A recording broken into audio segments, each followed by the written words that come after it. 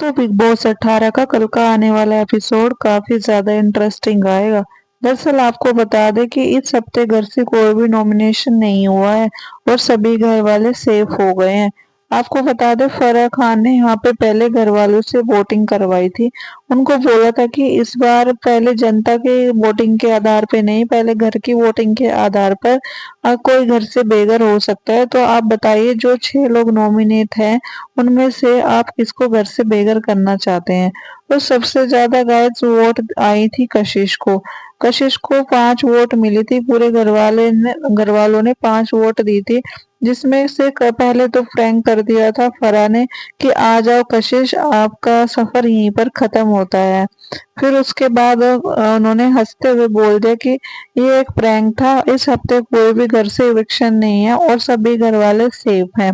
तब काफी ज्यादा खुश हो गए, लेकिन वहीं पे उन्होंने एक साथ में टेंशन भी दे दी फराह ने। उन्होंने बोला इस हफ्ते तो कोई इविक्शन नहीं है, लेकिन मिड वीक में इविक्शन होगा 2 लोगों का, इन्हीं 6 लोगों में से जो कि नॉमिनेट है। तब काफी ज्यादा वैसे तो एक तरीके से खुश भी हो गए और दुखी भी हैं, आगे मतलब टेंशन भी आ गई उनके दिमाग में। लेकिन फिलहाल कशिश ने यहाँ पे काफी ज्यादा गुस्सा हो गई थी, क्योंकि उनको 5 वोट मिली थी घर वालों से, जिसमें वो सबसे ज्यादा गुस्सा थी रजत और दिग्विजय पे।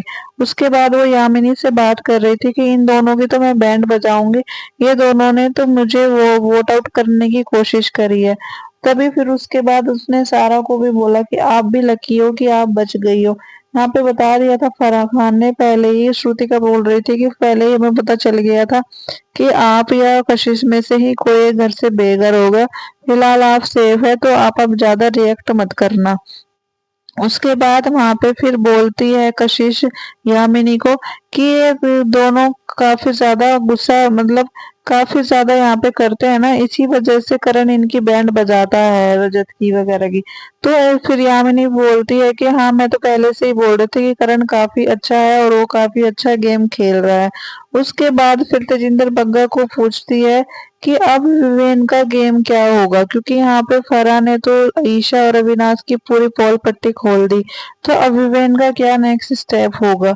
तभी तेजिंदर बग्गा बोलता है कि इसमें तो मैं कुछ बता नहीं सकता। फिर वो बोलते हैं कि मुझे लगता है कि विवेन अब इनसे धीरे धीरे साइड हो जाएगा और शिल्पा से भी साइड हो जाएगा। जब फराह यहाँ पे सुनिधि जो टास्क देती है उसमें सब लोग टारगेट करते हैं शिल्पा को, कि शिल्पा ही ऐसी है करणवीर और विवेन के बीच में जो दोनों को धोखा दे सकती है। तभी वहां पे विवेन और करणवीर दोनों प्रॉमिस करते हैं एक दूसरे से कि वो अब शिल्पा जी से थोड़ा सा डिस्टेंस बनाकर रखेंगे।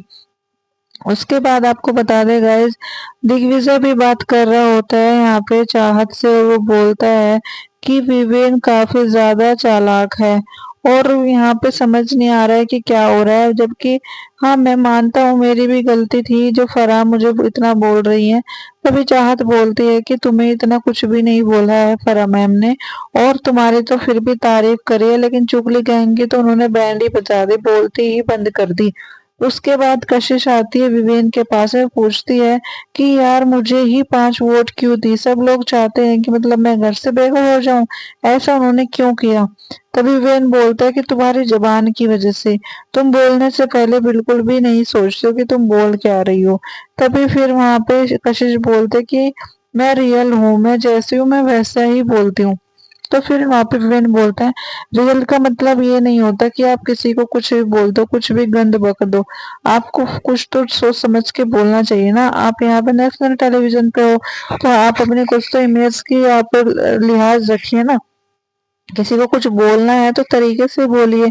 तो फिर वहां पे फिर वो कशिश समझ जाती है। उसके बाद ईशा और अविनाश बात कर रहे होते हैं आपस में, क्योंकि ईशा को काफी ज्यादा टारगेट किया था फराह ने, और उसको ईशा की जगह पे इविल बता दिया था कि वो इविल के नाम से ट्रोल हो रही है बाहर जनता के द्वारा। तभी वहां पे अविनाश उसको सच्चाई ना दिखाते हुए उसको बहुत समझाता, दिलासा देता है कि ऐसा कुछ नहीं है, तुम काफी ज्यादा स्ट्रॉन्ग कंटेस्टेंट हो, इसलिए तुम्हारी ज्यादा बात हो रही है, तुम्हें फराह मैम टारगेट करके गई है, तो तुम इतना दिमाग पे लोड मत डालो। तुम काफी स्ट्रांग हो। और तुम वहां पे ईशा बोलती यार मैंने कब तुम दोनों का यूज कर लिया, मैं तो बिल्कुल भी तुम दोनों का यूज नहीं कर रही हूँ, ना ही मैं तुम्हें चाहती हूँ कि तुम मेरे हिसाब से चलो। विवेन, तुम दोनों अपना गेम खेलो, मैं तो कुछ भी